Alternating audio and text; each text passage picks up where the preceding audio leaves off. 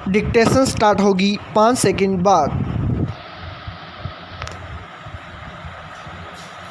Yes उपसभापति महोदय, आज का दिन केवल भारतवर्ष के लिए ही नहीं बल्कि सभी देशों के लिए एक बहुत ही शुभ दिन मानना चाहिए, क्योंकि आज ही के दिन महात्मा गांधी जी ने जन्म लिया था और यह हमारे देश का सौभाग्य था कि उनका जन्म इस देश में हुआ। एक 80 वर्षों तक काम करके और एक प्रकार से अपना काम पूरा करके वह चले गए और जो काम वे अधूरा छोड़ गए उसका भार जो लोग बच गए हैं उन पर पड़ गया है। आप जानते हैं कि महात्मा जी ने अपने जीवन में जितने काम किए वह सब एक सिद्धांत के अधीन और एक सिद्धांत के अनुसार थे। उनका कार्यक्रम जब तब समय के अनुसार बदलता था और बदल सकता था, पर वह जो भी कार्यक्रम बनाते थे अपने सिद्धांतों के अनुसार ही बनाते थे। उनके चले जाने के बाद जब हम सभी बातों पर विचार करके देखते हैं तो ऐसा मालूम होता है कि उन्होंने मानव जीवन के और विशेषकर भारतवर्ष के लोगों के जीवन के किसी भी पहलू को अछूता नहीं छोड़ा और सभी विषयों पर केवल अपना मत ही प्रकट नहीं किया बल्कि जो जो प्रश्न तथा समस्याएं सामने आईं सभी को सुलझाने का कोई न कोई प्रयत्न उन्होंने बतलाया। उस समय देश स्वाधीन नहीं था, इसलिए उनका ध्यान बहुत करके स्वाधीनता प्राप्ति की ओर गया और उसमें उनका समय भी बहुत लगा।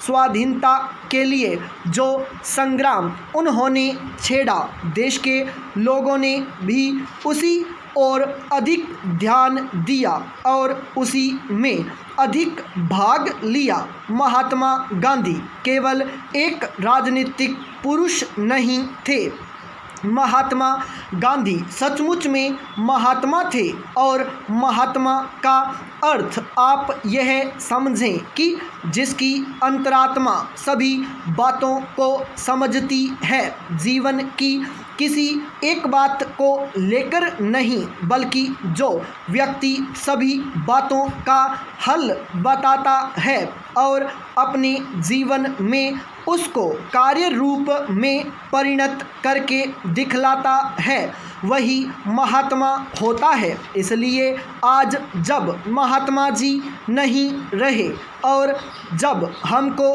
किसी पर्सन पर सोचना पड़ता है तो हमें यह चीज़ ध्यान में रखनी चाहिए कि हम उनके सिद्धांत के अनुसार जो कार्यक्रम बना रहे हैं वह उनकी दृष्टि से ठीक उतरता है या नहीं। पाई पैरा चेंज।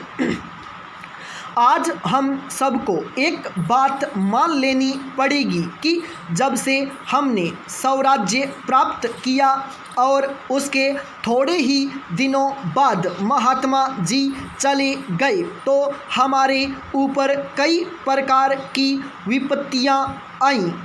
हमारे सामने नित्य नए नए प्रश्न तथा नई नई समस्याएं आती रहीं और हम अपनी बुद्धि के अनुसार उनका हल निकालते रहे, पर हमको यह भी मानना होगा कि हम उस प्रकार का व्यापक विचार नहीं कर सकते जितना महात्मा जी किया करते थे। हम लोग किसी एक चीज़ को लेकर उसमें बह जाते हैं कि वही एक चीज़ है जिसको महात्मा जी चाहते थे और इसी कारण लोग गांधी जी के साथ रहे हैं। पाई पैराचेंज।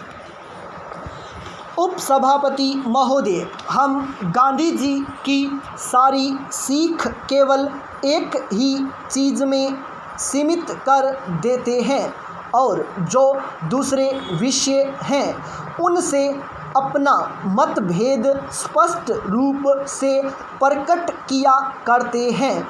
उनके जीवन काल में उनका जीवन किस प्रकार का था उस ओर हमारा ध्यान नहीं जाता।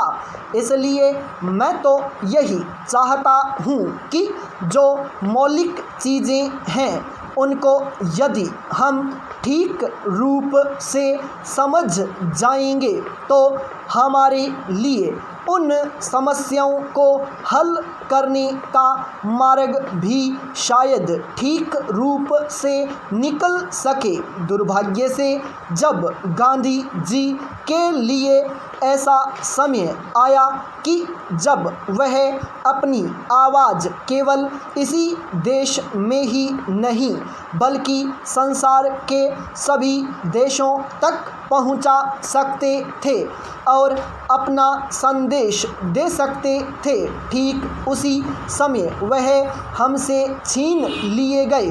परंतु उन्होंने लिखकर, कहकर और उससे भी अधिक अपने जीवन में बरत कर जो कुछ दिखला दिया है वह हमारी सभी समस्याओं को हल करने के लिए काफ़ी है यदि हम ठीक रूप से समझें और काम करें। सभी युद्धों में जो बड़ी क्षति देश विदेश और सब लोगों को पहुंचा करती है वह यही है कि लोगों में चरित्रहीनता आ जाती है।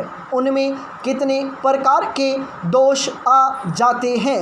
उन दोषों से वे लोग भी जो स्वयं युद्ध में न पड़े हों परंतु किसी न किसी रूप से उनका उससे कोई संबंध हो अपने को नहीं बचा सकते। विगत महायुद्ध का एक बहुत बुरा प्रभाव सभी देशों पर पड़ा है। संसार भर के लोग इस बात को मानते हैं कि आज हमारा नैतिक स्तर पहले की अपेक्षा निम्न कोटि का हो गया है और उससे हम इस देश में भी नहीं बचे हैं। मैं यह नहीं कहता कि वह केवल युद्ध का परिणाम है, हमारी अपनी कमजोरियां भी हैं तथा अन्य दूसरे बाहरी कारणों का भी प्रभाव पड़ा है। पाई पैराचेंज।